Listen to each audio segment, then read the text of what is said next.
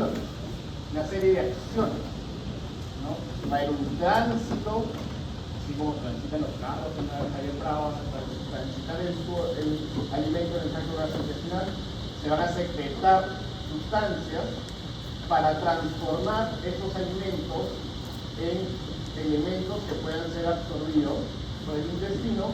Se van a absorber los principales productos de la digestión, se van a absorber vitaminas, se van a absorber sales minerales, se van a absorber agua, van a circular a través del organismo para ser transformados en sustancias de almacenamiento o sustancias que van a ser usadas inmediatamente, y para eso se van a tener un control local, un control nervioso y un control hormonal. O sea, al final lo que van a hacer es regular todas estas funciones, ¿no? Entonces, si yo me como unos maquis de los que están abajo y no tengo hambre, va a ser distinto a que yo me coma los maquis después de no haber comido durante 12 horas, ¿no? O después de haber hecho ejercicio. Todas circunstancias fisiológicas que modifican la absorción y la transformación en nutrientes. Eso lo saben ustedes mejor que yo, se acuerdan ya de anatomía, ¿no? La parte del tubo digestivo, preguntita examen. ¿Cuáles son las partes del tubo digestivo? No es para que se ubiquen espacialmente, obviamente lo que vamos a preguntar.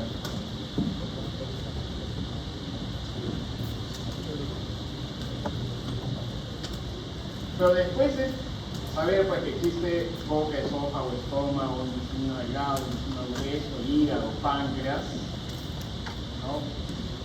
También tenemos pues, lo que les enseñaron en histología, las distintas capas del tubo digestivo.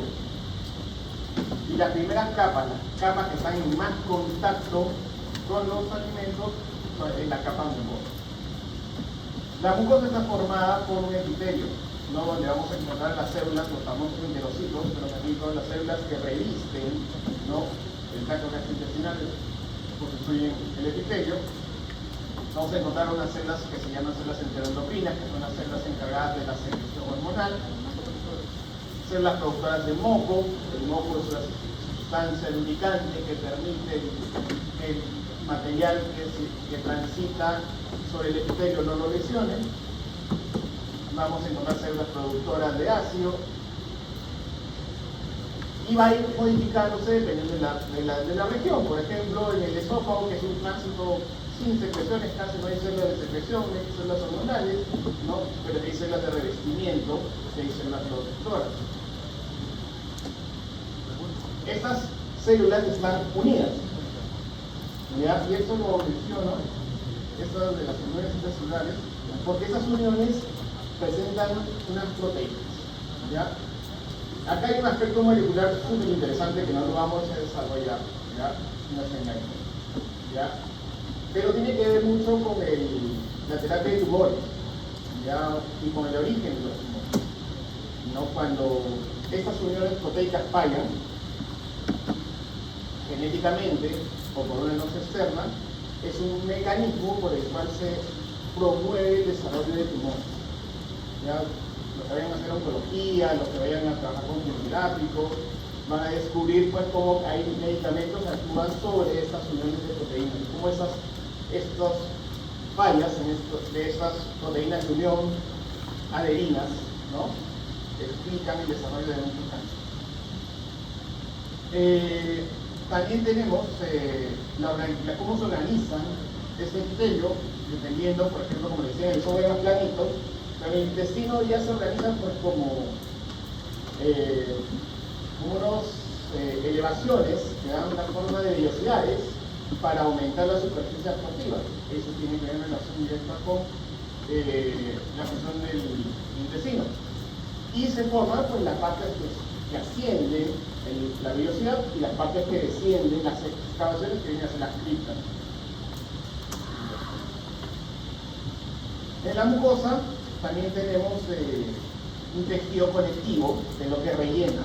Entonces, en eso formamos colágeno y elastina, que lo que va a tener son los vasos capilares, los folículos linfáticos y las fibras nerviosas encargadas de regular las funciones de la mucosa. Es una capa muscular muy delgadita, la musculares mucosae, ¿no? Que cuando se contrae forma esos piecitos, esas criptas están formadas por la acción de la musculares mucosae. Todo estado está en la mucosa. La submucosa, debajo de la mucosa está la submucosa, tiene esencialmente el tejido conectivo. Un tejido conectivo laxo con fibras de colágeno y elastina. En algunas regiones pueden imaginarse algunas glándulas hasta la submucosa. Vamos a encontrar ahí los troncos nerviosos mayores, ¿no? Y los vasos sanguíneos mayores que van a llegar a la submucosa. Ahí salen ramitas que van hacia la mucosa, ¿no? Y también los linfáticos que se van organizando que vienen de la mucosa. Ahí también vamos a encontrar a uno de los ejes del sistema nervioso entérico, que es el plexo de Messi. Normalmente la submucosa, como han aprendido ustedes en histología, pues es una capa de tejido conectivo no muy significativa, ¿no?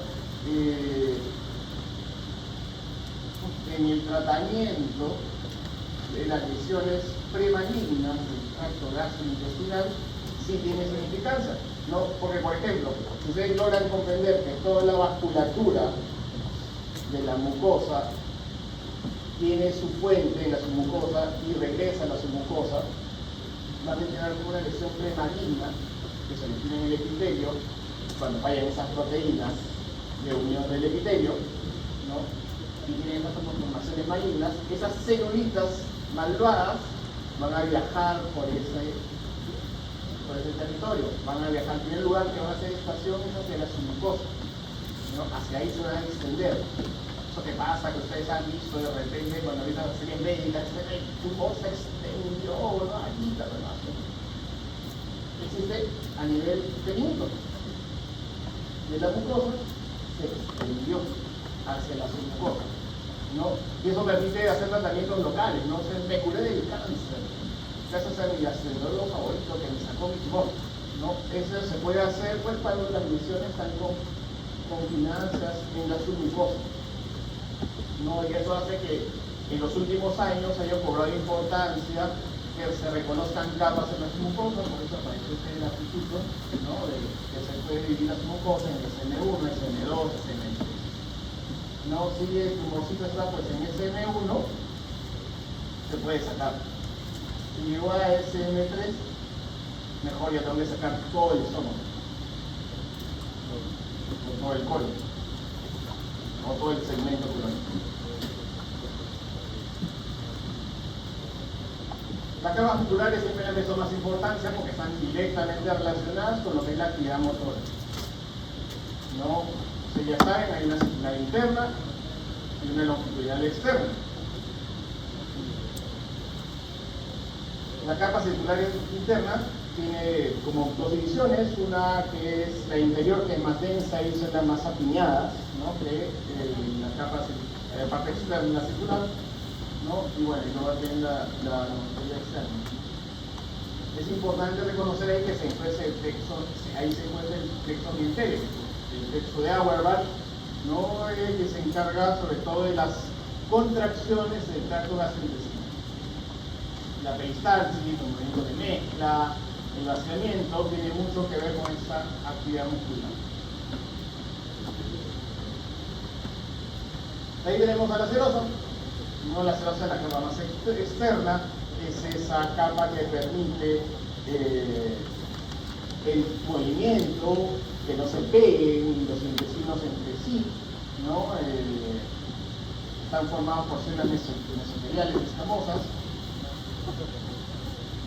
En el interior del abdomen forman parte del mesenterio, sirven para la movilidad y también para fijar los órganos para que el intestino pues no se vaya pues, para arriba, que el yeyuno no sea donde tenga que estar, el hilo no sea donde tenga que estar. Esta movilidad es permitida por una secreción densa del moco, del tejido viscoso, que cuando se enferma produce la acumulación de agua, la citis, ¿no? La retención de líquido se produce pues, cuando hay un aumento de la secreción líquida por este fluido que supuestamente lubrica la serosa. ¿Qué lubrica la serosa? Es importante decir en la serosa o adventicia que el esófago está ausente. Entonces se ponen a pensar en el intestino está ahí enrolladito, ¿no? Moviéndose, contrayéndose, no se tiene que pegar, no, pero el esófago es una línea recta, entonces no tiene mayor relación, solo es ahí el mediastino, que es una estructura concreta, muy evidente, que lo separa de los pulmones, del corazón, que cada uno tiene el pulmón tiene sus capas, el corazón tiene sus capas, el pericardio, ¿no? Y eso permite que el esófago no pueda tener cirrosis. Es economía anatómica. Este meme me pareció interesante, lo hizo española de enfermedad digestiva, ¿no? Donde podemos ver las diferencias de lo que son las capas del esófago, ¿no? Del estómago y el intestino del colon, ¿no? En el esófago pues no van a encontrar la serosa que hay en el colon, en el estómago, en el intestino, pero es una capa delgada llamada lenticia. ¿No? En la escuela no nos gusta porque no es fraccional terapéutico. No, pero así es el esófago. ¿No? Sí tiene un epitelio estratificado, escamoso, ¿no? Que es distinto al epitelio glandular que puede haber en el estómago, al epitelio absortivo que tiene el intestino delgado, ¿no? Y en las características del colon, donde una parte tiene un epitelio absortivo solo para absorber agua y electrolitos y otra que tiene un epitelio que tiene unas glándulas más pegaditas que tienen que ver más que nada con la formación de la medida fecal.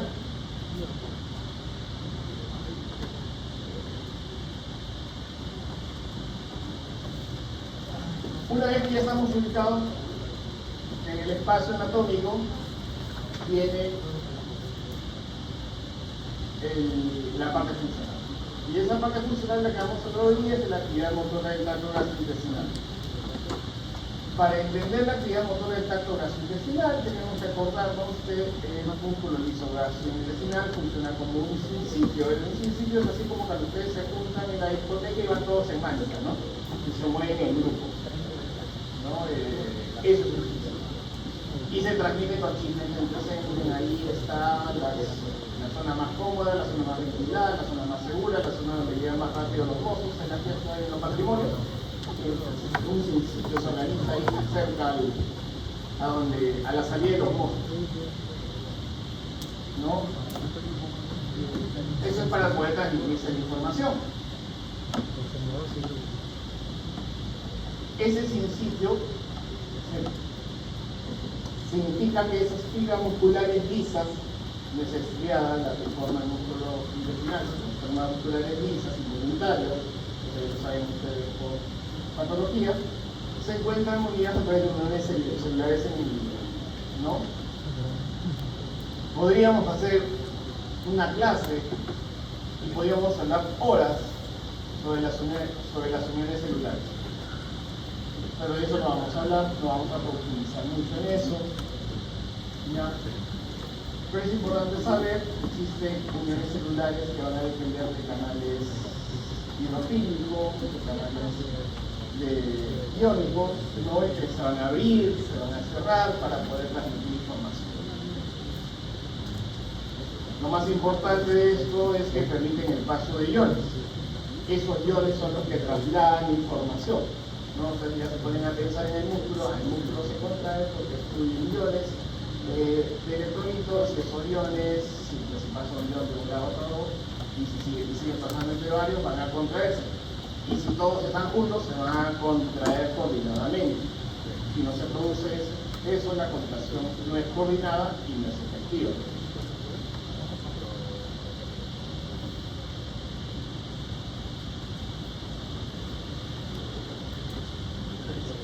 Esa contracción en el tracto gastrointestinal siempre está presente, nunca está ausente, siempre hay movimiento. Es un lugar donde siempre hay acción.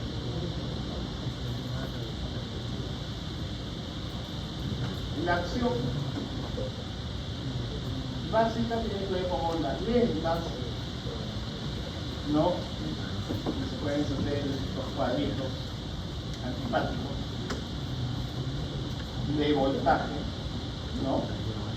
pero las contracciones de ondas lentas son contracciones de voltaje negativo, contracciones de bajo voltaje, la peristalsis, ese movimiento lento, ¿no? Que va a tener contracciones más potentes, verdaderos potenciales de acción llamados potenciales en espíritu, que se producen por la despolarización de las membranas celulares como respuesta a un estímulo. De ahí va a venir una fase de hiperpolarización y volveremos a las ondas lentas. Es decir, ondas lentas, despolarización espira, hiperpolarización, ondas lentas. Como no todo en la vida puede ser tan fácil, vamos a profundizar un poquito eso, ¿sí? Las ondas lentas son cambios lentos y ondulantes del potencial en reposo que puede variar entre 5 y 15 milivoltios. ¿Ya? Siempre hacia el lado más negativo. Esta frecuencia va a ir cambiando dependiendo de la parte del tubo digestivo en que nos encontremos. Por ejemplo, en el cuerpo gástrico esas ondas lentas son 3 veces por minuto. Como que se produce inmediatamente después de que llega la saliva, y la saliva se queda permanentemente y tiene una función básicamente de barrido de limpieza. Igual pasa en el duodeno, ¿no? Se producen 12 veces por minuto, en el hígado terminal 8 a 9 por minuto. La principal función de estas ondas lentas es estimular la aparición de los potenciales en espira y mantener como una especie de higiene del tubo digestivo. ¿Dónde se origina? Se origina en unas células especializadas, llamadas células intersticiales de campana. Las han visto en el microscopio. ¿Recuerdan que les enseñaron a vivirles así, con los pelos parados? Esas son las células intersticiales de campana. Su otro origen son en esa transmisión iónica que se transmite a través de las uniones en hendidura y que también tiene que ver con el flujo iónico. Y repito, iónico, porque probablemente pues van a encontrar, cuando ya vean la parte de tratamiento, que los tratamientos de estos desórdenes de los movimientos tienen que ver mucho con la corrección de lo iónico y no tanto con la actividad cajal, porque estas células de cajal en el mundo de la medicina son realmente algo nuevo, ¿no? Y todavía no sabemos cómo regularlas, pero el flujo de canales iónicos es algo que fue más conocido y algo que sí podemos hacer. Entonces, con eso significa, ya hemos explicado lo que son las funciones lentas. Luego de las ondas lentas se van a presentar las potenciales de espira, que son verdaderos potenciales de acción. Se generan automáticamente cuando el potencial llega a menos 40. Por ejemplo, menos 56, menos 58, ¿no? Menos 60, se mantienen como onda lenta. Cuando llega a menos 40, se dispara. Potencial en espira.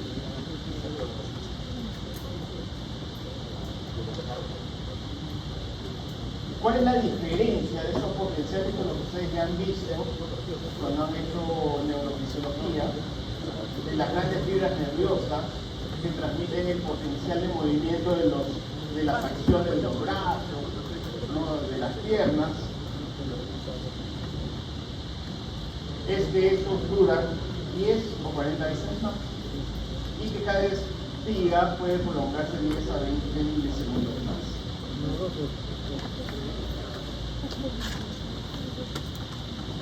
Se producen por el ingreso de iones sodio y calcio, sobre todo el calcio, y por eso el tratamiento va a tener que ver de los desórdenes del músculo liso intestinal, van a tener que ver mucho con la regulación del flujo de los canales de calcio.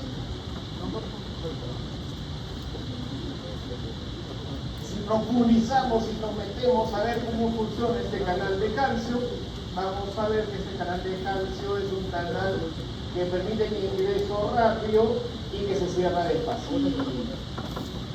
Si algo de esto cambia, se producen alteraciones en los movimientos intestinales.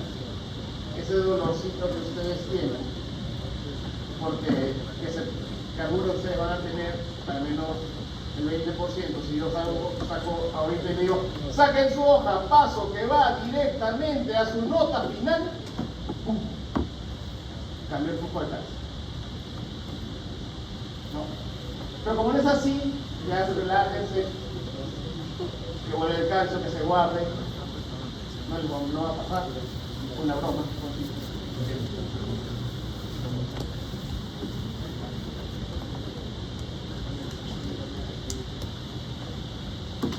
Entonces eso nos lleva a mencionar cómo se producen estos cambios.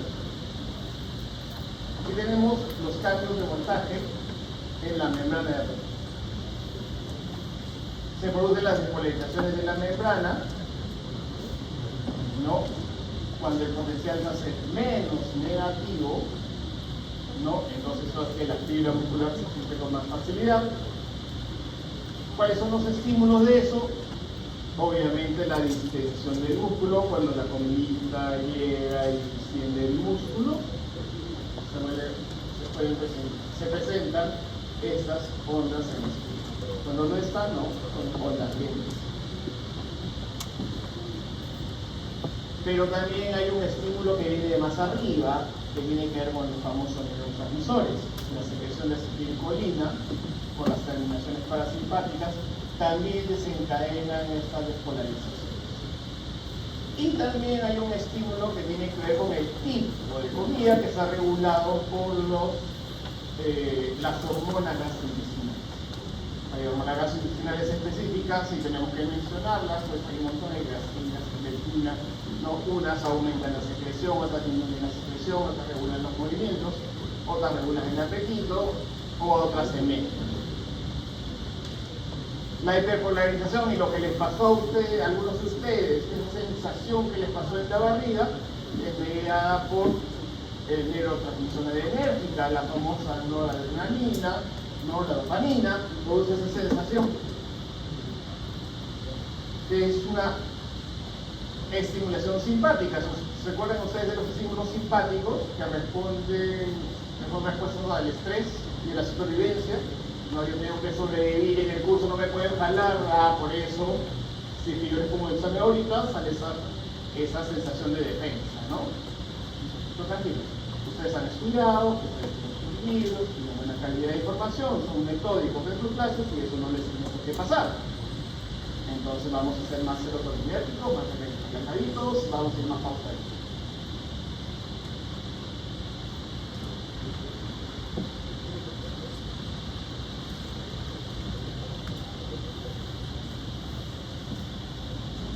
Cuando dentro del miocito ingresa calcio, se produce la concentración.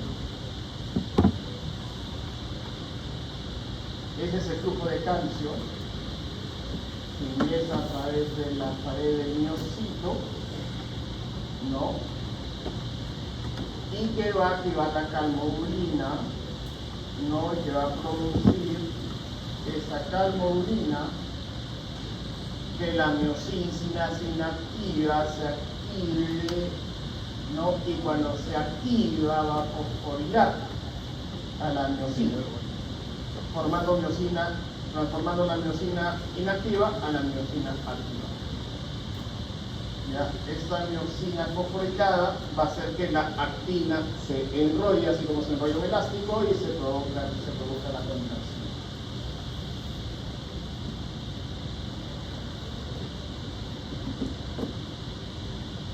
La diferencia entre la onda en espiga, la contracción de la despolarización, es que esta depende del calcio, y que la onda lenta, ese movimiento suavecito, pausado, que sucede cuando no hay comida, cuando no hay estrés, cuando no hay estimulación hormonal, depende más del sol.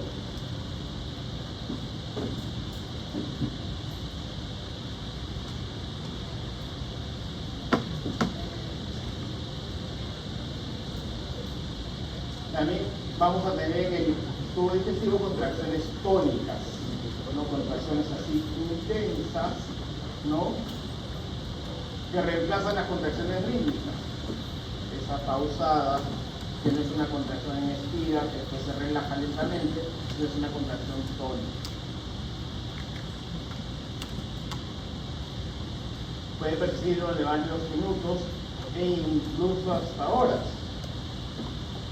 ¿no? Y son responsables de los famosos movimientos del colon, los movimientos de masa fuertes, tónicos, que empujan algo tan grande como la materia mecánica.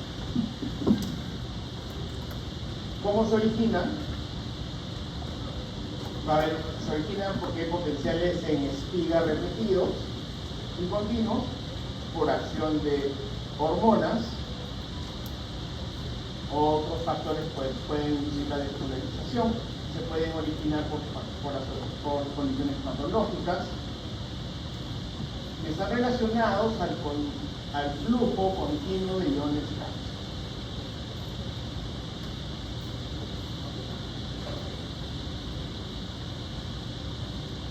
Eso es lo que representa este gráfico de ondas lentas, los potenciales de energía que son estimuladas por la distensión, la presencia de neurotransmisores como acetilcolina, que dependen del sistema nervioso parasimpático, y que también se produce la relajación, la hiperpolarización, que va a depender del sistema nervioso simpático con la producción de noradrenalina, que también si estas ondas en espiga se juntan van a formar la contracción tónica, y cuando no se juntan van a volver al estado de contracción.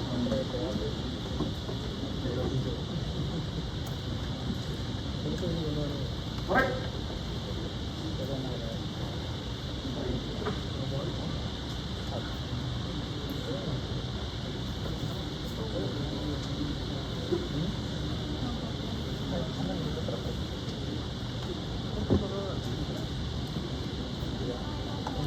Ahora viene el control nervioso.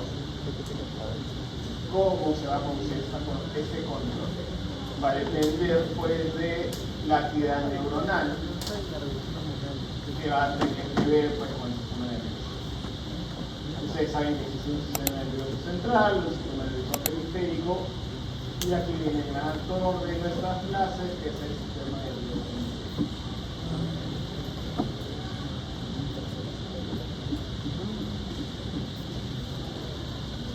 La razón por la que existe ese sistema nervioso entérico y esa regulación nerviosa va a tener más que ver con la regulación del mezclado y la propulsión. Si hay una desregulación, va a haber alteraciones en el mezclado y la propulsión. Cuando hay alteraciones en el mezclado y la propulsión, lo que se va a producir es acumulación de contenido, se va a producir dolor, ¿no? Que son los anuncios de que algo está fallando. Y ahí pues tiene que ver el control primero básico, que tiene que ver con estas famosas células intersticiales de Charcot. Esas células intersticiales de Charcot son las metalías. Yo digo que son las metalías, no se me acuerdo ahora mismo de la forma. Son células indispensables para que el movimiento intestinal se produzca. Son los importantes, son lo que diferencian, lo que le dan personalidad al tracto gastrointestinal, no sino que serían pues como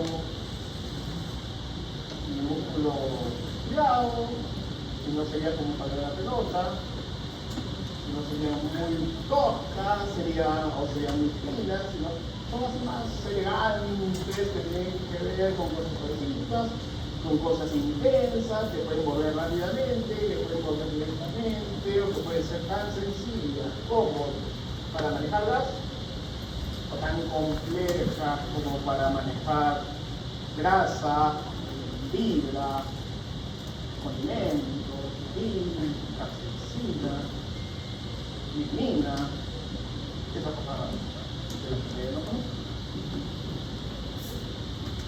Son células mesenquimatosas, polimorfas, que forman una red interconectada, no con prolongaciones citoplasmáticas, la red gangliosa. Estas células intersticiales de Cajal están cerca de los axones nerviosos que vienen del sistema nervioso central, que van a unirlas y las van a conectar de alguna manera más fisiológica con los miocitos, que son los que hacen la acción, ¿no? Y con ellos forman una transmisión particular que va a tener que ver con las uniones de fibra, que van a tener una transmisión eléctrica, que van a depender del flujo de iones de calcio, ¿Tienes aquí de acá?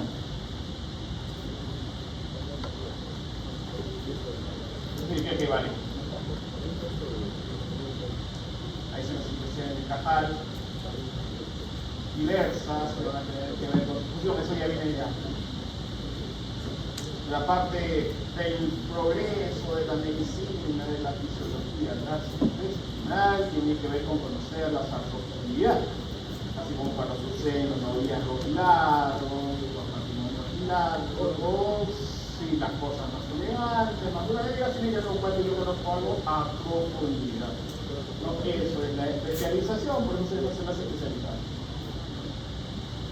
También pasa en la medicina, cuando ustedes sean famosos, todos los médicos, pasen médicos especializados, pasen escudos, ¿no? ¿Cuál es el especialista de tiro libre? El que lo hace perfecto.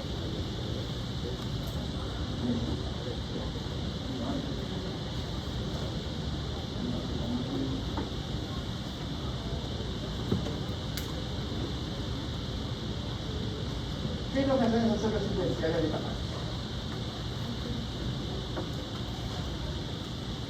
Actúan como marcapasos que van a regular los movimientos.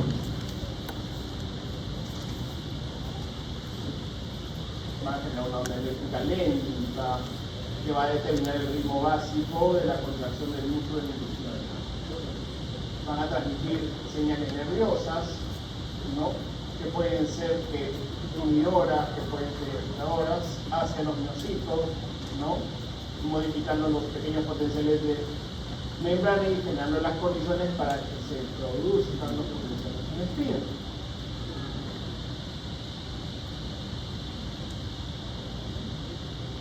Y va a ser más eficaz que la neurotransmisión fija, va a depender de la organización global.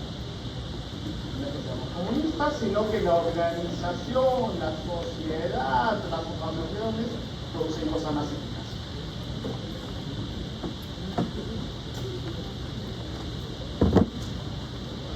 O sea que nuestras terminaciones nerviosas entéricas van a relacionarse con las células intersticiales de Cajal para regular la actividad de los miocitos a través de las uniones enemigas. Estas asociaciones de estudiantes de medicina, estas asociaciones de defensores del acto médico, estas asociaciones de gastroenterólogos especializados, también se asocian en células entéricas que van a desencadenar ondas dentro del microliso, forman una densa red eléctrica dentro del espacio ventricular, que van a están entre las células, entre la célula interna y la célula externa. Va a haber un metabolismo objetivo para generar una corriente hacia el interior de marcapasos debido al flujo de iones, no cationes, que son positivos. Van a regular la despolarización que encamina la actividad espontánea de otras células especiales de Cajal dentro de la red. Va a generar ondas lentas que se dispersan sin disminución a través de las redes células especiales de Cajal. Mediante las uniones en hendidura, estas uniones son fantásticas, maravillosas, es importantes en la unidad de la movilidad gastrointestinal.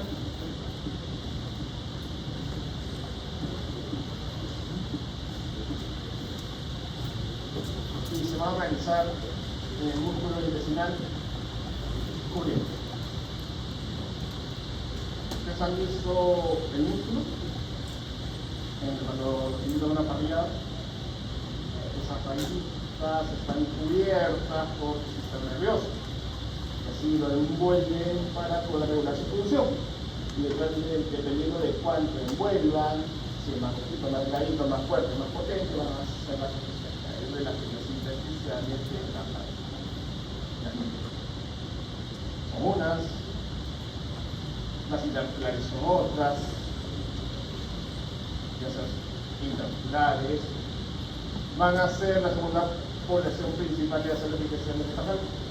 Están dentro de la cama muscular y ya no están afuera.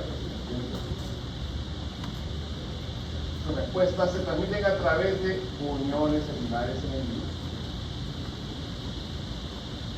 Están relacionadas más preferentemente a la inervación de las neuronas motoras entéricas intensas, que van a ser inhibidoras, que van a ser excitadoras, o sea, que van a promover el movimiento, que van a aumentándolo o que van a detener el movimiento, haciendo más reducido, menos potente, más o menos. Puede ser rápido, puede ser lento, esa es la personalidad del intestino delgado. ¿No? Puede ser rápido, lento.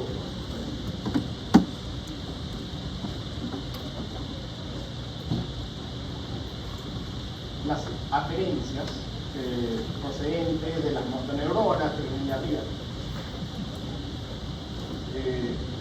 produce despolarización, y esto va relacionado a receptores de acetilcolina llamados M2 y M3, que son los que se encuentran en el tracto gastrointestinal, y a los receptores de sustancia P que están relacionados a las neuroquinas.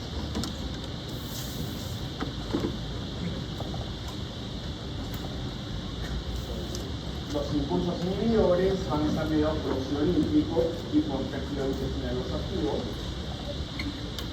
Estos impulsos van a originar en la apertura de los canales de potasio. La apertura de los canales de potasio va a generar un impulso inhibidor, estabilizando los potenciales de membrana y menor flujo de canal de calcio, que son los que ponen la contra. El otro grupo funcional son las intensidades de Cajal, son las intensidades de Cajal que dependen de flexión muscular profunda. Se concentran esas las... ¿Qué dicen pues? O sea, algunos dicen que son parte de las que están dentro, como las entéricas, pero como se encuentran en otro lugar, ya las están tendiendo a relacionar con otro grupo, ¿no? Y son básicamente distintas, porque se encuentran en otros sitios. Y también son distintas porque reciben generación preferente.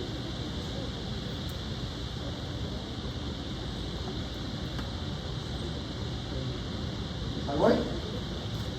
Las células intestinales metéricas, intramusculares del pedúnculo y las cosas.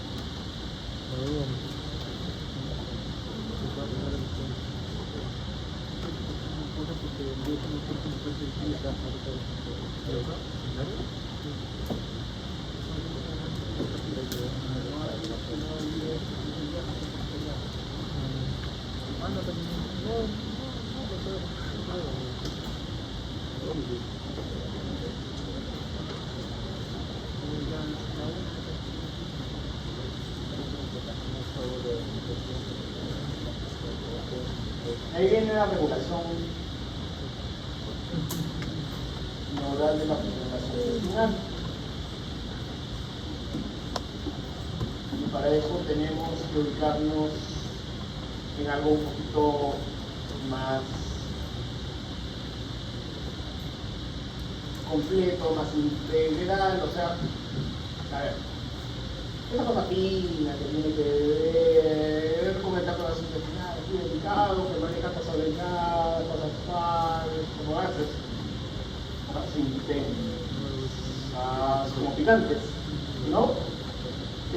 También tiene que relacionarse con el resto, ¿no? O sea, no son aislados, no son fuera de lo normal. Entonces, para poder relacionarse, usan el sistema nervioso. Entonces, por ejemplo, mira acá. Allá. Es ahí el cerebro, la médula espinal, los ganglios paravertebrales, por un lado, y por el otro lado tiene los puntos, lo que está entre el músculo y las áreas de investigación escapales entre el músculo y el sistema nervioso. ¿Ya? Entonces, la información que viene acá de la médula espinal, como por ejemplo el hambre, el susto, el miedo, el olor, pasa hacia los ganglios paravertebrales, va a transmitir información hacia el músculo, a las células iniciales de Cajal, hacia el sistema nervioso entérico, y de ahí va a ir hacia arriba, hacia la médula espinal, ¿no? Y va a regresar de nuevo con más información. O también va a ir a través de otros lados, hacia los ganglios paravertebrales, y va a recibir información. O se va a quedar aquí abajito y va a resolver la información. Entonces tenemos un control largo, un juego largo, un juego torpe, un juego tosco que tiene que ver con la médula espinal, que nos va a ayudar a la supervivencia, que nos va a ayudar a hacer las cosas groseras, pero útiles.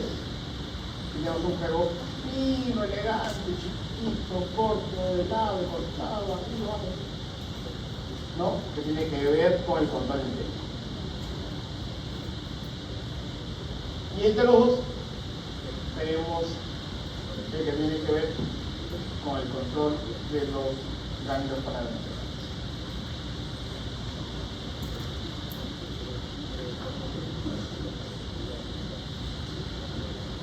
Entonces, eso genera que haya neuronas de inicio de grado que son aferentes, ya van a conducir información que se detecta en el intestino y que van a ser transmitidas al sistema nervioso central. Ese término aferente se puede intercambiar con sensibilidad. La generalización, malestar y dolor. ¿No? Entonces, estas cosas incómodas, las cosas sensibles, van a reflejar lo más importante porque nos ayudan a sobrevivir. El 80% de las fibras vagales son aferentes. Deferentes son las que van hacia el lado efector, o sea, hacia la acción.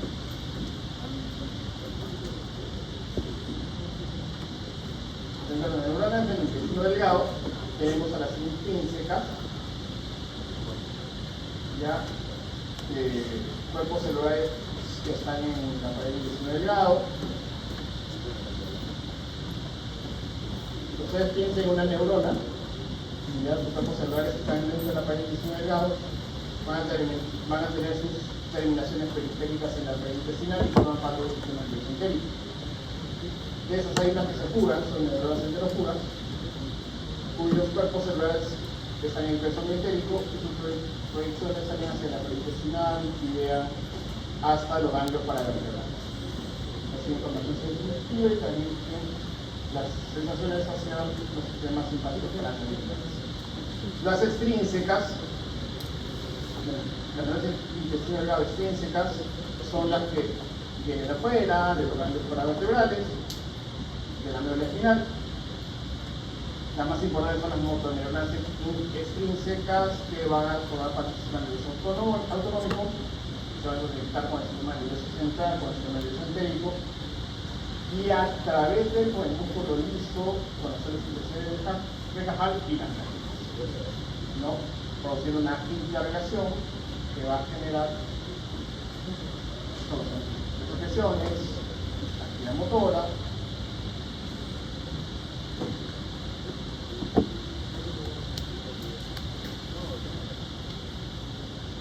Las neuronas sensitivas extrínsecas no pertenecen al sistema nervioso autónomo ni al sistema nervioso entérico, ya que son neuronas sensitivas de afuera, con origen vagal o manual.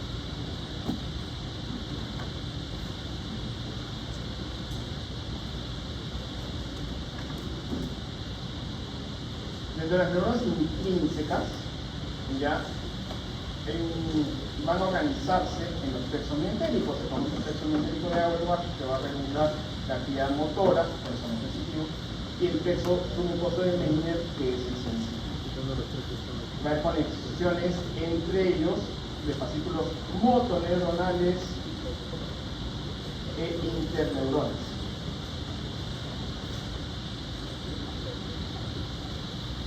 Para los curiosos, este es un plexo profundo. ¿Se acuerdan ustedes de su lámina de donde se encuentra el plexo de Meissner, el plexo de Auerbach? Hacia abajo hay un plexo de Sarah.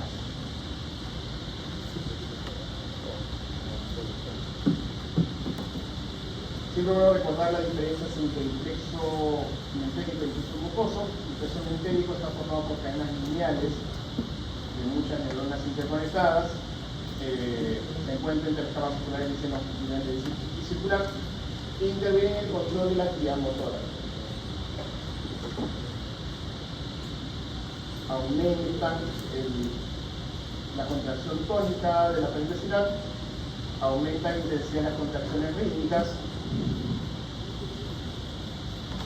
hay un ligero aumento de la frecuencia de las contracciones, se aumenta la velocidad de la condición de las ondas de excitación. El plexo submucoso va a regular las funciones de la parentesidad en cada segmento del intestino y va a transmitir señales nerviosas que tienen que ver con la secreción, la absorción y la contracción. Este tema de las neuronas, así como hay neuronas en la médula espinal, en los ganglios paravertebrales, también hay una organización especializada dentro del sistema nervioso entérico. Esto se va a organizar en tres grupos principales de neuronas. Las neuronas sensitivas primarias aferentes, que lo que van a hacer aferentes son las que van a elevar información, tengan estímulos del contenido luminal.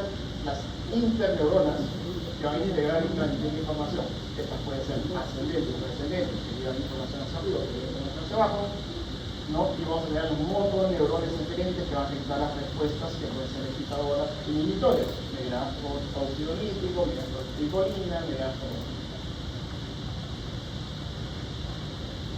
En el sistema nervioso entérico, las neuronas son del tipo 2, no es un tipo de neuronas, ¿no? Que debe ser enseñado en la kinesiología, ¿no? Estas tienen numerosas prolongaciones porque también tienen numerosa cantidad de información. Esa gran cantidad de información va a responder a estímulos químicos mucosos, ya que tienen estímulos mecánicos. Los estímulos químicos son los que se transmiten en los cuerpos celulares, en los plexos mientéricos y pueden transferirse a la mucosa, y los mecánicos van a responder al estiramiento de la actividad muscular. Los cuerpos celulares se localizan en los ganglios espinosos.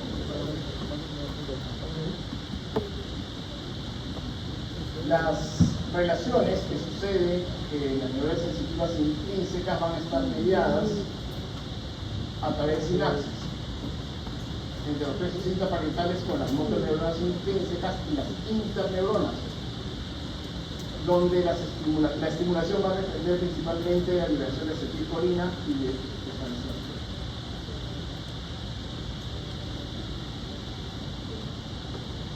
La liberación eferente intrínseca dentro del sistema nervioso entérico,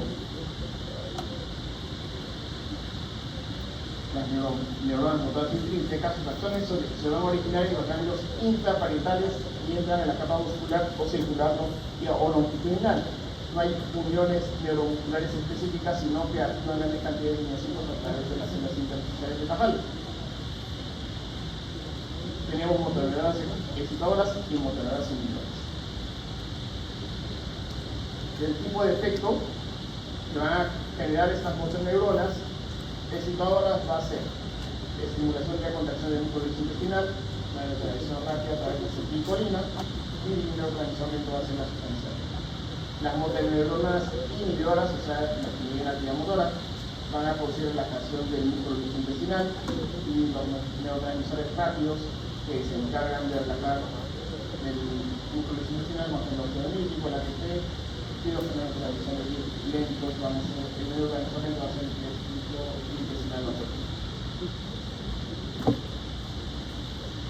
De tal manera de que esto va a generar una organización, no esto es como a manera de resumen de la organización del sistema nervioso entérico, no, que vamos a tener a neuronas sensitivas que tengan estímulos químicos, no mucosos, no van a ser tipo con muchas terminaciones nerviosas, que van a llegar información, no, que va a ser hacia las interneuronas que van a propagar las señales, van a usar acetilcolina, óxido nítrico, que son las que van a relajar, y las neuronas van a provocar la actividad motora. ¿No? La actividad motora va a ser estimular los acetilcolinos, ¿no? Y la inhibitoria va a ser provocar óxido nítrico, ¿no? Eso se provocó,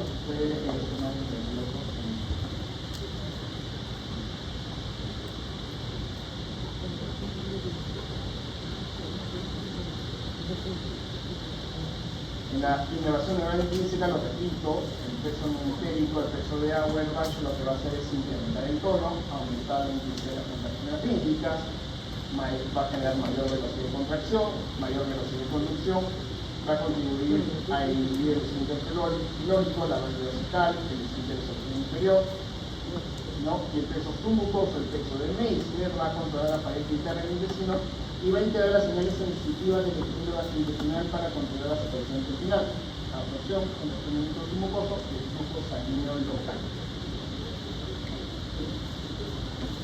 Más o menos algo de lo que sucede es, por ejemplo, estímulos químicos, estímulos mecánicos, ¿no? O los estímulos de las células endocrinas, ¿no? Van a llegar aquí a las células que se encuentran en el plexo de Meissner, ¿no? Aquí la extensión por el borde alimenticio, ¿no? De la tribulina azúcar, del litio, ese tipo de información va a llegar a una primera estación que está en el plexo de Meissner, y eso va a ser llevado, esa información, hacia el plexo muscular para provocar la contracción, ¿no? Si es algo muy denso, va a ser más fuerte la contracción; si es algo muy ligero, la contracción va a ser más suave, ¿no? Eso va a originar el tipo de dietas y de alimentación que distintos mamíferos consumen. También va a haber una respuesta que va a llegar a través del vago, va a haber una respuesta que va a través del simpático, del parasimpático.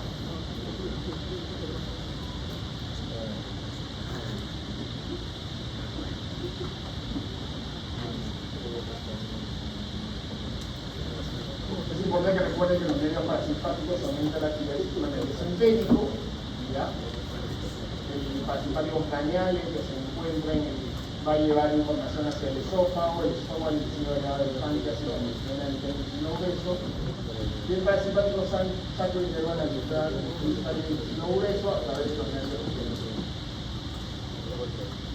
La estimulación simpática se inhibe la actividad del tubo digestivo, ¿ya? Va a inervar todo el tubo digestivo y va a ser activado por noradrenalina.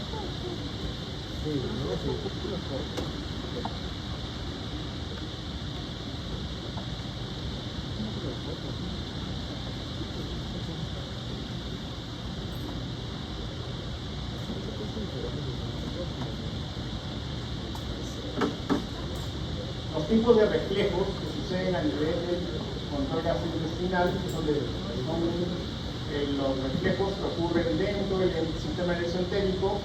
¿Se acuerdan del arquitecto? Hay reflejos que van a llegar hacia la médula o el tronco encefálico, y hay reflejos que van a quedarse en los ganglios simpáticos, ¿no? A nivel de los reflejos que ocurren íntegramente en el sistema nervioso entérico, vamos a tener la secreción gastrointestinal. O sea, por ejemplo, es un reflejo regulado por la actividad neuronal. Si yo como azúcar, voy a secretar amilasa. Así de específico, fino, es el control que sucede a nivel del sistema nervioso entérico. También vamos a regular la actividad de los movimientos y la mezcla de movimientos. También la inhibición local es mediada por un reflejo que ocurre íntegramente dentro del túnel. Los reflejos que van hacia los ganglios simpáticos y vuelven al tubo digestivo van a transmitir señales de larga distancia, como el gastrocólico, ¿no? Es el reflejo que cuando se distiende el estómago, ¿no?, se produce la contracción del colon, ¿no? Por eso a veces hay personas que no saben, realmente las señoras se quejan de que sus esposos van al baño, ¿no?, después de cada comida. Y van y dicen, no, o sea, se va a chatear con la amante, ¿no? Me dicen, no, no es verdad, es un reflejo gastrocólico, cada vez que come le dan aquí. Los enterogástricos, ¿no?, inhiben la motilidad del estómago y las secreciones gástricas. O sea, cuando se distiende el intestino le dice al estómago, oye, ya no me mandes más comida, ¿no? Entonces se inhibe la motilidad. Y los que van hacia el sistema nervioso central, hacia la médula, hacia el entorno encefálico, son los que van a regresar a través del nervio vago para controlar la actividad motora y la secretoria del estómago. Acá están los reflejos dolorosos, ¿ya?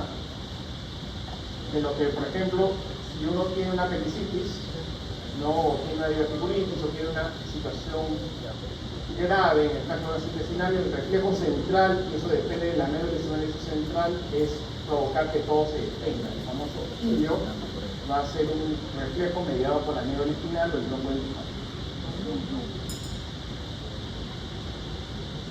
El reflejo de la defecación, el deseo de defecar, también va a recorrer la médula espinal y va a regresar a la información hacia el colon, el recto y el músculo abdominal para generar contracciones más poderosas que lo que van a originar en la defecación.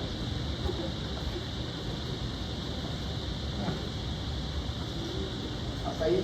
¿Alguna pregunta, muchachos? Una respiradita.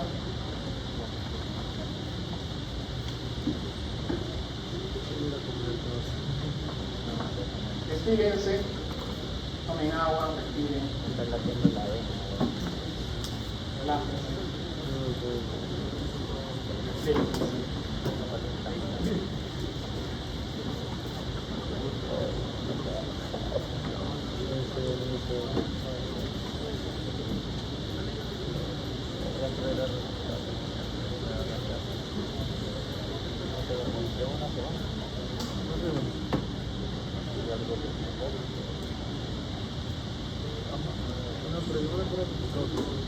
A ver, ya, sigamos. También hay un control mediado por hormonas, ¿ya?, que son las famosas hormonas que tienen secreción paracrina en el tubo digestivo. Se da paracrina porque la celulita está al costado, ¿no? Entonces, por ejemplo, tiene la gastrina, ¿ya?, que es secretada por las células G que se encuentran en el antro gástrico. El estímulo que las va a liberar es la presencia de ligopéptidos en el estómago. La activación es endógena porque después de que se secretada por el estómago va a viajar por la sangre. Va a llegar a ser la autopagina de secreciones preferentales del cuerpo gástrico y va a estimular la secreción de ácido o de sangre. La colecitocinina en el duodeno va a ser producida por las células I del duodeno. Es estimulada por la presencia de ácidos grasos y proteínas, va a activar la secreción paracrina y endorfina,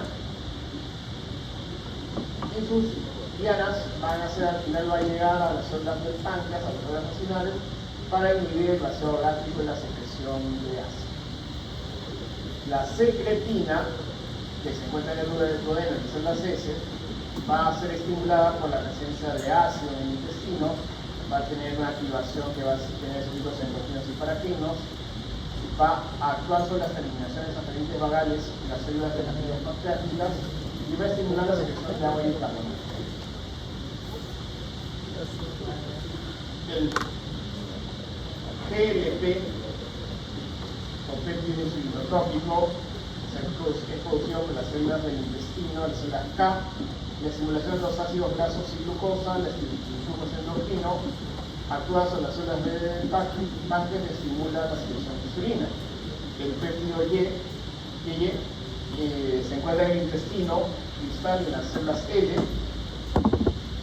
Es estimulado por los ácidos grasos, la glucosa y las proteínas, ¿no?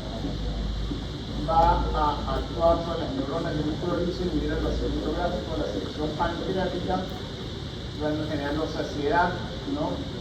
Y los péptidos derivados del glucagón, tocados por las células L, van a actuar sobre la aminoácido de glucosa y la proliferación celular.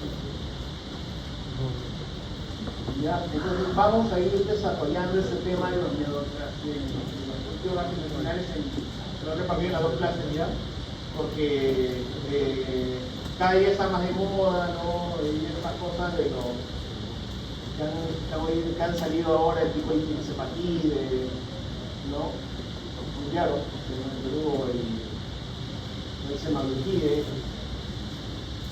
no se pica, ¿no? Para bajar de peso, para la presión, para todo eso ahora tiene que ver con esto. Entonces lo he repartido en las dos clases que vamos a desarrollar para que se vayan familiarizando con esos conceptos, porque de hecho cuando estén grandecitos les va a llegar un montón de información. Ya, no tengo que aprenderlo solo en los transmisores porque seguro que van a aparecer cosas relacionadas a otros péptidos, ¿no?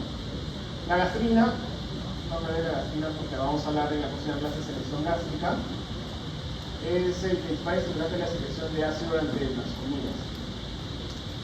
El antogástrico es importante que sepan que existe una semilla plasmática de 30 minutos, existen dos tipos de gastrina, ¿no? La G34 que queda 30 minutos, pero hay otra que dura 3 o 7 minutos, que es la G17. Se metaboliza en el riñón y no mantiene medicina delgada en el hígado. Los receptores de gastrina son los SK, el CCK2 es el que se encuentra en el estómago y a través del CCK2 va a estimular la secreción de ácido gástrico. E indirectamente va a estimular a las células enteronormative line del estómago para la secreción de histamina, que después va a estimular la producción de ácido gástrico. O sea, la gastrina lo que hace es estimular la producción de ácido en el estómago. La regulación de la secreción de gastrina es pocos días de retroalimentación, ¿no? Negativa, mediada por una vez mediada por el 2 días de retención negativa mediada por somatostatina. ¿Ya? La porción de somatostatina se va a producir por disminución del pH intragástrico. ¿Ya? Y la otra es la paracrina, mediante la cual la gastrina estimula directamente la porción de somatostatina. O sea que aquí yo produzco gastrina por somatostatina. El otro estímulo es el pH, aumenta el estómago y por somatostatina. ¿Qué estimula la secreción de gastrina aparte de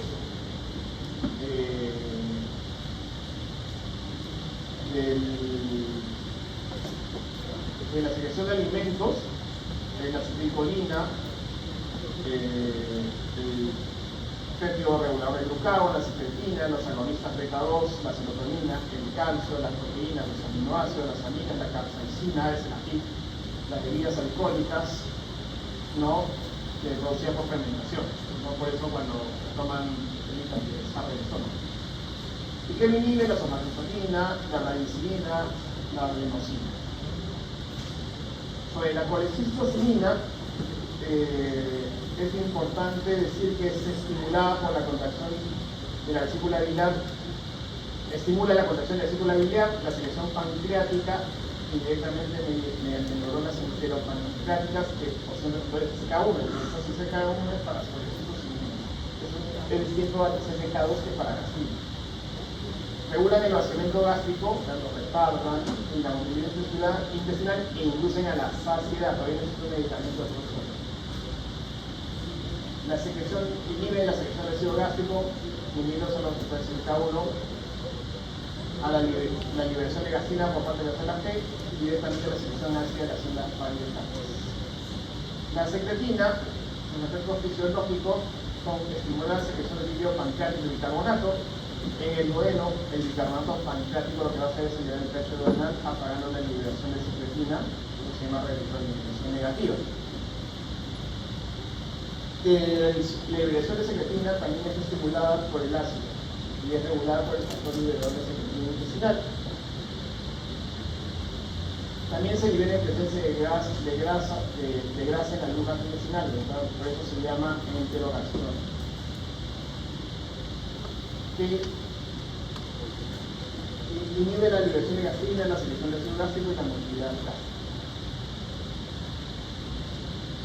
Eso es el adelante en cuanto a los órganos intestinales.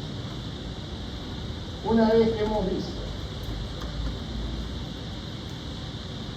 cómo se produce la motilidad, cómo se regula la motilidad en edad neuronal, y conocido algunos neurotransmisores que van a regular la actividad de motora intestinal, vamos a comer. ¿Ya? Para comer, primero degluten. Existen dos fases en la deglución, una fase voluntaria y una fase involuntaria. No, nadie come involuntariamente. No hay eso, está regulado esto por el bulbo raquídeo, hay un centro de deglución. Esa es la parte involuntaria. La etapa oral es regulada por los nervios craneales 5, 7, 9 y 12. Todo eso está involucrado en el movimiento que hacen ustedes de masticar y que la lengua pase en bolo hacia la faringe. La etapa faringe ya es involuntaria, no tiene que cerrar la glotis y la epiglotis, que se eleve el paladar blando para que no se produzca el reflujo en contenido de alimento. ¿Ya? Y la etapa esofágica tiene que ver con el tránsito hacia el estómago y esto está mediado por el nervio vago.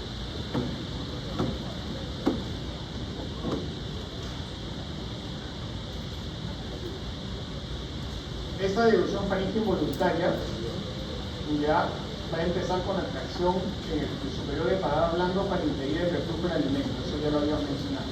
De ahí va a haber un desplazamiento medial de los pliegues palatofarincos, ya que va a impedir el paso hacia la parte posterior de la faringe, no la parte posterior de la que va a ser el aparato respiratorio.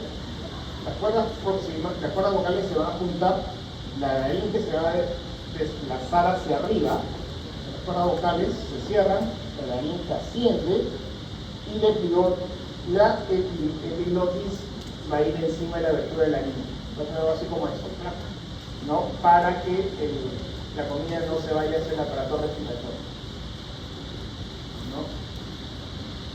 Y de ahí la faringe va a iniciar la onda peristáltica, que va a hacer que el esfínter esofágico superior se abra y la comida pase hacia abajo. ¿Deglutieron? ¿Pasaron su máquina?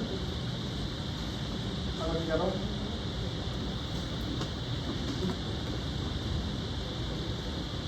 De ahí viene la fase esofágica. Ya en la fase esofágica le puedo poner el esófago, pero es solo tránsito de comida.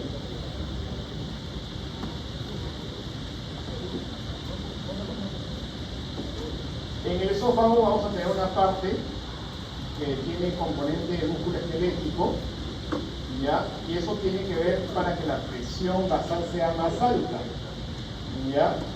Y que pueda colapsar el esófago. Los tercios solo tienen músculo liso y tienen toda esa regulación que nosotros hemos visto en el tracto gastrointestinal. El tránsito esofágico es sencillo, o sea, si ustedes ven el graveato, ¿no? Va hacia abajo, el principal elemento. Sin embargo, también hay motilidad, hay peristalsis, las ondas basales, ¿no? La onda lenta siempre está presente para barrer la salida que emitimos hacia el estómago. Los líquidos van a pasar en un segundo, ¿ya? Los semisólidos requieren la aparición de la onda peristáltica y potencial ejecutiva, y eso demora 4 a 6 segundos en el tránsito esofágico.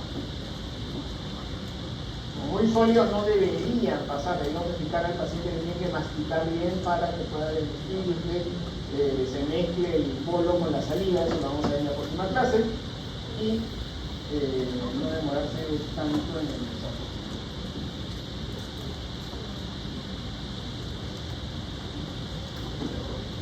La dilución esofágica tiene un peristaltismo primario, ¿no? Que es una continuidad de la onda peristáltica, ya que se produjo que se originó en la faringe y es mediada por el nervio vago.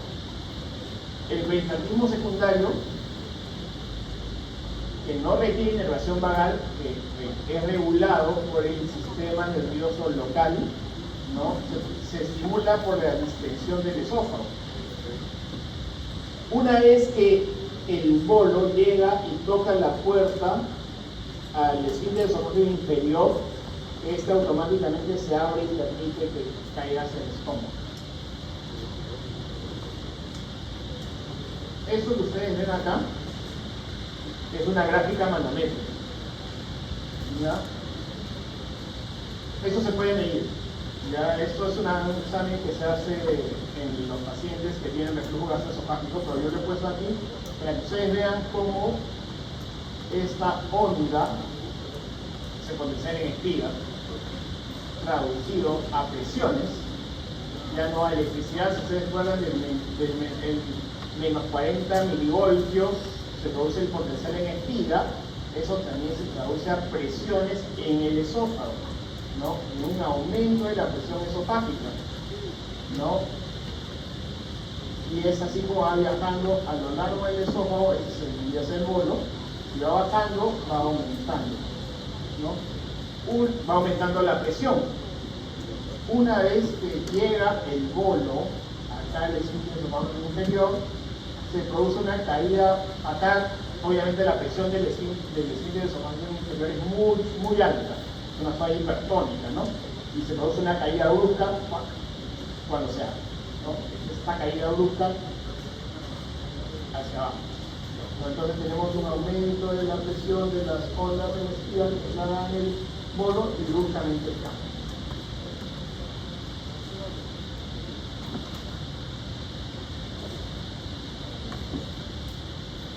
Lo mismo.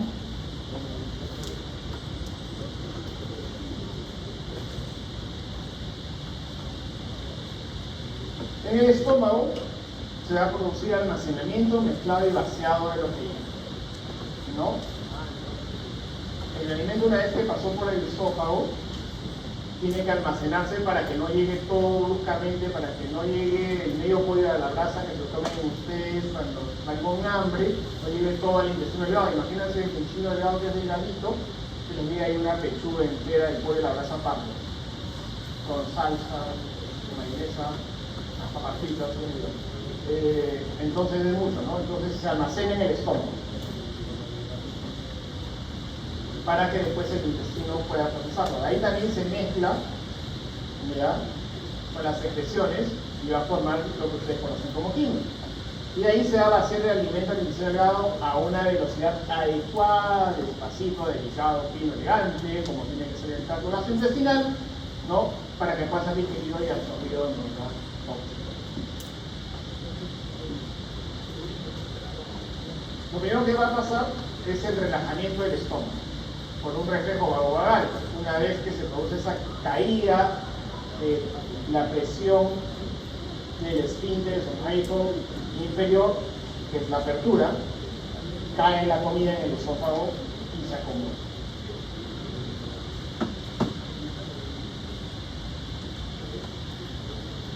Otra cosa que sucede ahí es algo que se llama retropulsión. La comida va a bajar por gravedad y la contracción antral va a hacer que choque con fuerza contra el píloro. ¿Ustedes han visto el píloro en el panorama de la comida? Está cerrado. Entonces, la contracción antral hace que choque y vuelva. Choca y vuelve. Choca y vuelve. Esa retropulsión hace que la comida que llevó al estómago se vaya fragmentando.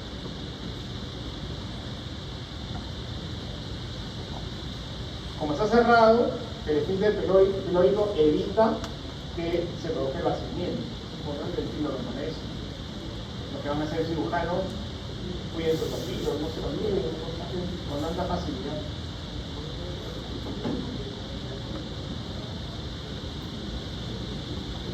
existen unos reflejos, los reflejos enterogástricos, que ya lo habíamos mencionado cuando hablamos de reflejos gastrointestinales, van a inhibir el vaciamiento gástrico. ¿Ya? Por ejemplo, una vez que la comida ha sido mezclada, el píloro se debe abrir, pero la distensión del duodeno va a hacer que se cierre. Otra cosa que hace que se cierre el píloro es la irritación en la mucosa duodenal, que irrita el pH ácido del estómago. Ustedes saben que en el estómago, en la zona de acá, se vamos a hacer que se ácido, ese pH ácido genera irritación en la mucosa duodenal, hace que se cierre el píloro. Si hay mucha acidez, también. La osmolaridad, ¿no? La alta osmolaridad, las cosas son muy densas, ¿no? Por ejemplo, ustedes se han comido abajo alguna de esas cosas dulces que tienen que ver chantilly hiperdenso, entonces eso hace que el duodeno diga, oye, no mandes más comida, no mandes cosas, y el estómago también va a transmitir sensación de llenura, se va a distender rápidamente.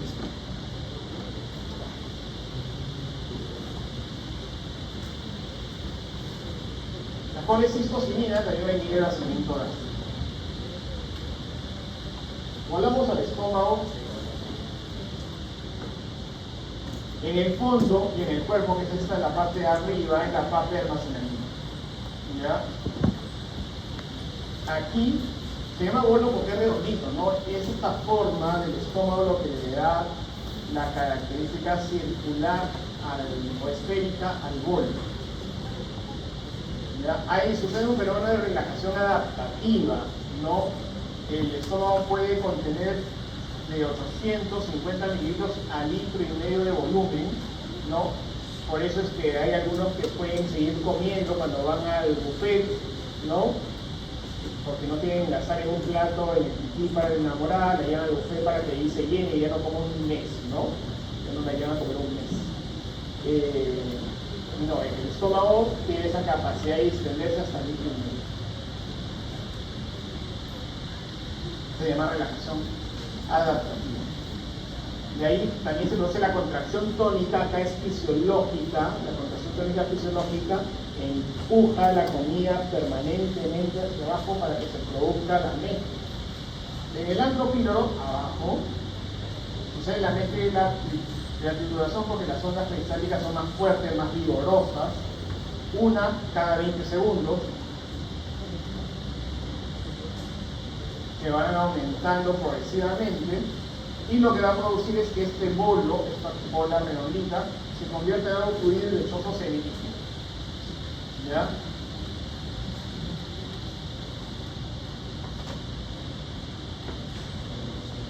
Prometo que el próximo año voy a poner fotos de esto en vivo, ¿ya? Pero nos toca ver a veces cuando estamos dentro del estómago de una persona que no hizo ayunas para hacer endoscopía, la comida organizada en forma de bolita en el fondo gástrico. Y cuando su ayuno se quedó a medias, porque para hacer una endoscopía tiene que ver 6 horas de ayuno, pues si lleva la hora 5, encuentras todo líquido, pero más hacia abajo. ¿Ya?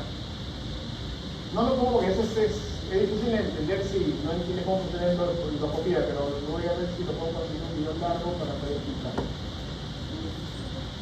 No sé si yo que vayan a repetir, ¿eh? Por favor. Lo voy a pasar también en Fisiopato y también lo pasaré en Parma.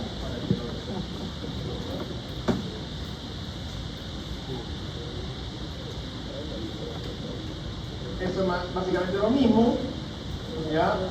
Para que se acuerden de que entra el bolo, ¿ya? Y sale una emulsión de suspensión de partículas menores a 2 milímetros, entran triglicéridos y los triglicéridos salen igualitos, pero también salen algunas pequeñas cantidades de monoglicéridos y ácidos grasos libres, entran proteínas y salen cantidades de péptidos y aminoácidos, entran almidón y salen oligosacáridos y almidón, entran agua, iones y salen agua.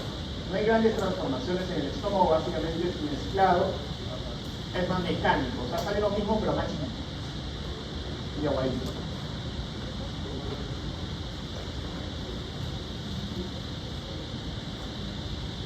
El vaciamiento va a tener la diferencia entre presiones entre el antro y el bulbo duodenal.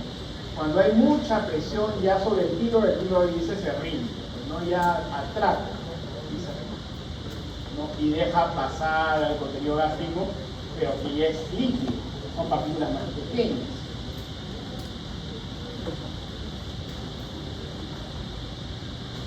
La distensión va a generar reflejos vagales y mientéricos, ¿ya? La gastrina va a aumentar el peristaltismo y va a relajar, eso va a relajar el píloro, ¿no? Y va a ser liberada en respuesta al estiramiento y la presencia de proteínas en el estómago. Inhibidores, la sobrecarga de la mucosa intestinal, el ácido, la tonicidad, lo que le decían los alimentos densos, las proteínas y las grasas en la irritación van a inhibir el vaciamiento gástrico. Los mediadores van a ser reflejos quimioreceptores u osmoreceptores que aumentan el tono pílorico.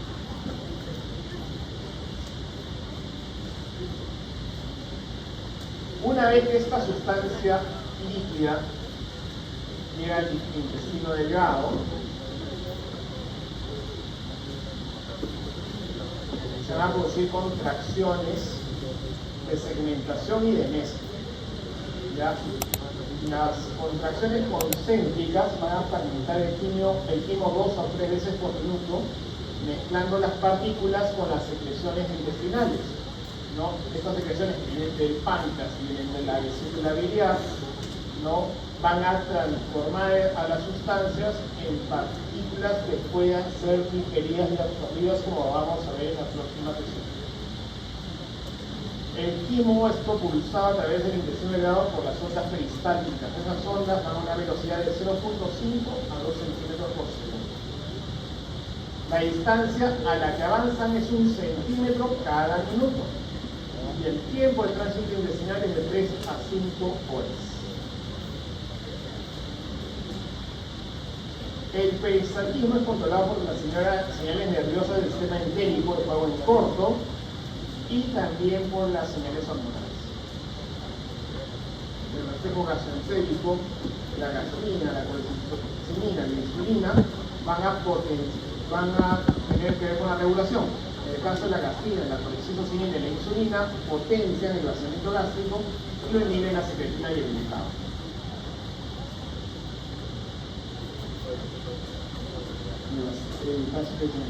Y aquí hay unos péptidos importantes que en la próxima semana les voy a contar, lo llamados sintretinas, ¿no? Que tienen que ver con la ansiedad, ¿no? Las sintretinas son el GLP-1, el GLP-2, el péptido gástrico, son sintretinas, ¿no? Entonces la modulación hormonal tiene que ver, por ejemplo, la colecistocinina en el 1, ante la presencia de grasas y quimo, va a bloquear la motilidad gástrica inducida por la gastrina. La secretina en el duodeno, ante la presencia de ácido, va a disminuir la motilidad gastrointestinal en general. Y el péptido inhibidor gástrico, que se encuentra en la porción superior del intestino delgado, ante la presencia de grasas, carbohidratos y quimo, inhibe la motilidad gástrica bajo condiciones específicas. Entonces, si yo quiero provocar sensación de llenura en una persona, ¿ya? Podría estimular el péptido inhibidor gástrico o usar una náliga. Se puede usar para bajar el peso.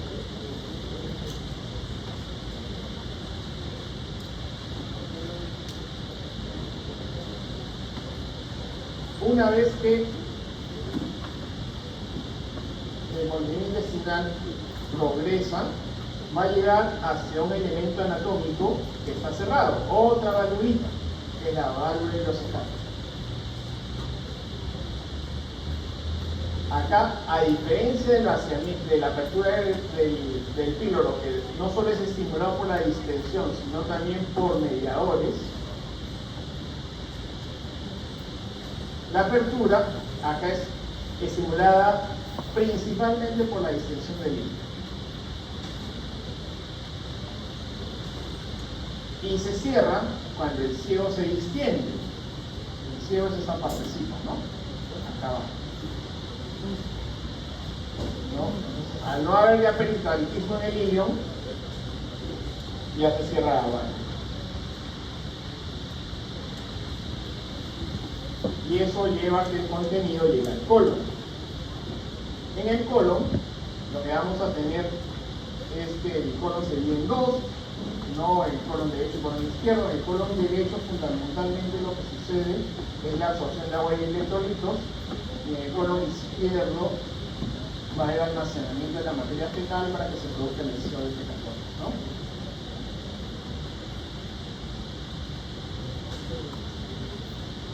La contracción, los movimientos del colon, la peristalsis del colon, le dan esa forma llamada de austras, estas bolitas, ¿no? Son las austras, ¿no? Que son interrumpidas por las venas, que son unas fibras musculares longitudinales.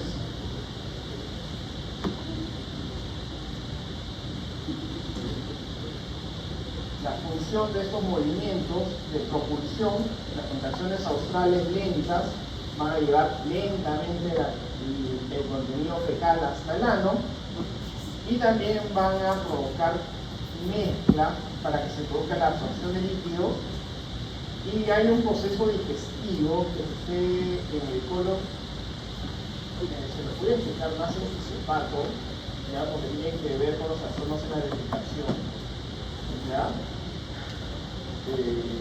Pero que se estimula por la presencia de fibra, ¿no? Entonces hay distintos tipos de fibras, las hidrosolubles, las no hidrosolubles, y hay un metabolismo acá, ¿no? Una nutrición especial en el colon. Esto lo voy a poner, la próxima le voy a poner la nutrición en el colon,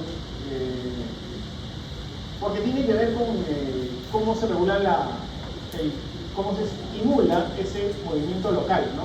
Que sirve para el tratamiento del sedimento, por eso no somos más técnicos, ¿no? Pero esa es la finalidad del movimiento de mezcla, entonces, ¿no? Esas sustancias como la lignina o la celulosa se relacionen con el intestino, estimulando la mejor calidad de bolo y promoviendo la defecación.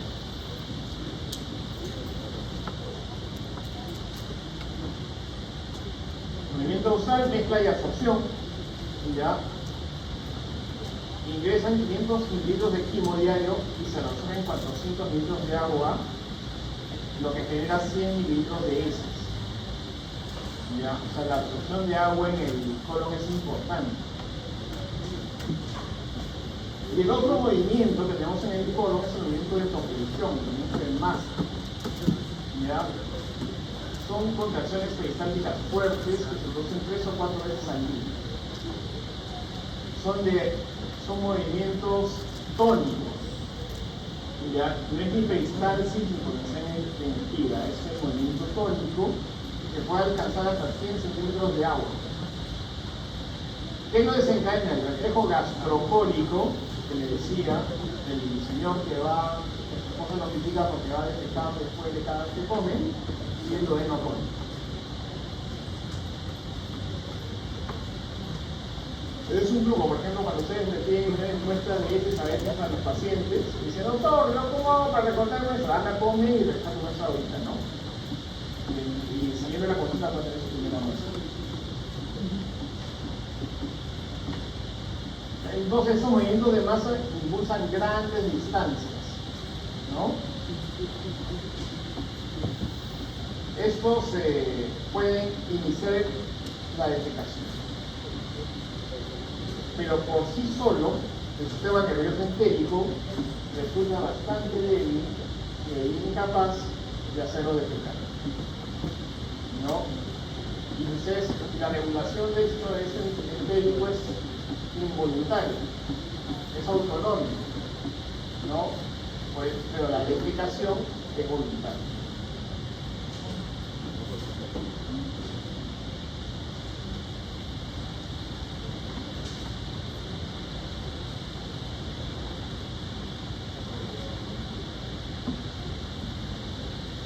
Más o menos para que se produzca el efecto, para que el contenido intestinal llegue hacia el colon izquierdo, el colon sigmoides, que es donde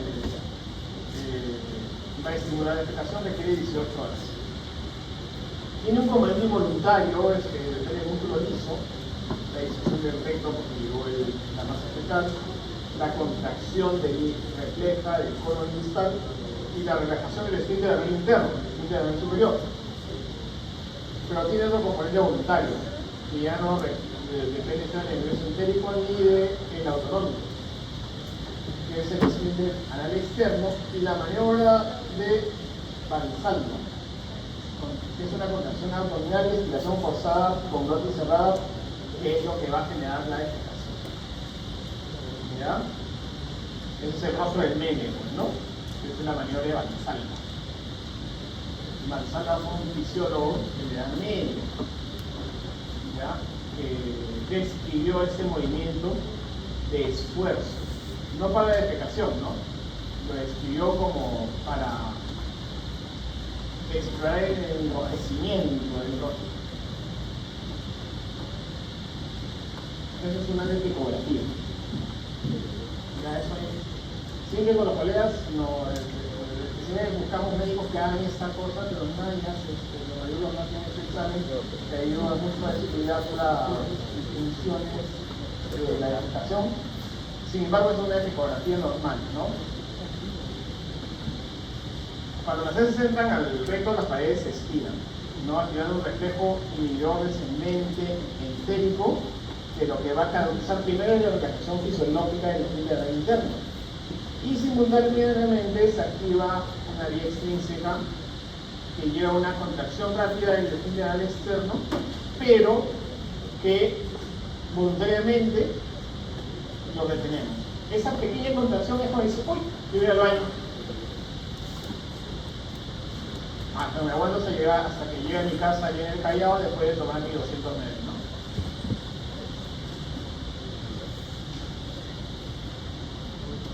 Así se ve un recto en reposo.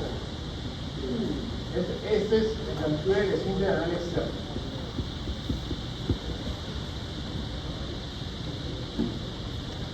Cuando voy a defecar y empiezo mi maniobra de Valsalva, la pared del recto anterior empieza a aplanarse, es más recta que esta.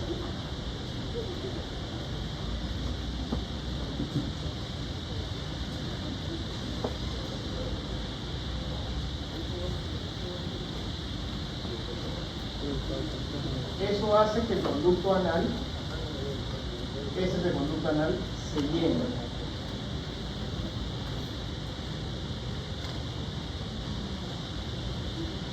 De ahí el tubo rectal es el siguiente músculo, después de que el esfínter anal externo, que después de que se llena el conducto anal, se relaja.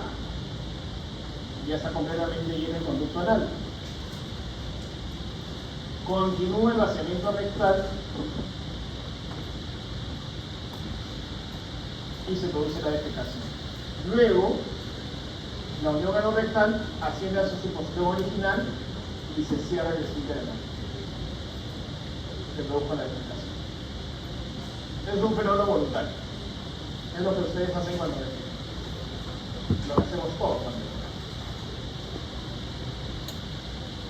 Para terminar, mencionarles un par de palabras sobre el flujo sanguíneo gastrointestinal de circulación esplánica. Esto es interesante, ya puesto que cuando ustedes han visto pues qué color pintan al intestino, lo pintan rosadito, ¿no? Es porque tiene poca sangre. El flujo sanguíneo gastrointestinal es bastante íntimo.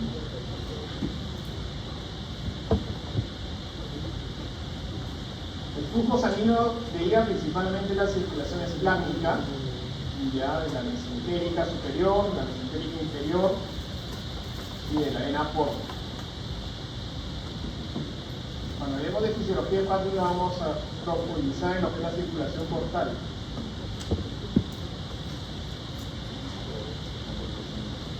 Ese flujo sanguíneo va a incrementarse solo durante la absorción, ¿ya? Para poder trasladar los nutrientes. Entonces, cuando hay más motilidad, aumenta el flujo sanguíneo, ¿no? Pero también durante la digestión, durante ese proceso, se liberan mediadores como hormonas peptídicas, colecistocimina, plasmina y secretina, ¿no? En las glándulas, a nivel glandular, se van a producir ciminas, calinina y bradicimina, que lo que va a provocar es vasodilatación y mayor flujo sanguíneo. ¿Ya? Al mismo tiempo, durante la absorción, empieza la digestión de los carbohidratos. Y la digestión de los carbohidratos, la transformación de los lípidos a nivel de la pared del enterocito, genera mayor consumo de oxígeno. Y ese mayor consumo de oxígeno, esa hipoxigenación, estimula más vasodilatación.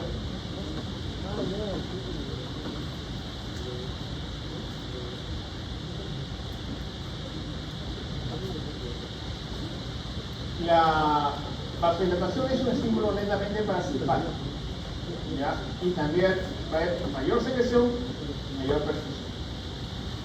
La estimulación simpática lo que va a hacer es reducir el flujo sanguíneo, ¿ya? Ahí se produce un escape, algo que se llama escape autorregulador. ¿Qué es el escape autorregulador? Es el rápido retorno en minutos, ¿no?, que se produce el flujo sanguíneo normal después de la vasoconstricción. Esta vasoconstricción simpática es útil cuando hay otras zonas del organismo que requieren mayor flujo sanguíneo. Entonces, por ejemplo, cuando ustedes están haciendo ejercicio, el flujo sanguíneo intestinal se reduce de una manera importante. Se contrae, para que haya sangre en sus músculos, en su corazón, en su cerebro esté oxigenado. ¿Ya? Esa es la razón por la que al paciente que está muy enfermo, que requiere el flujo sanguíneo para su pulmón, que está con neumonía, lo primero que le dices es, ahorita no comes, o reducimos la alimentación, porque su flujo sanguíneo en el tracto gastrointestinal es menor.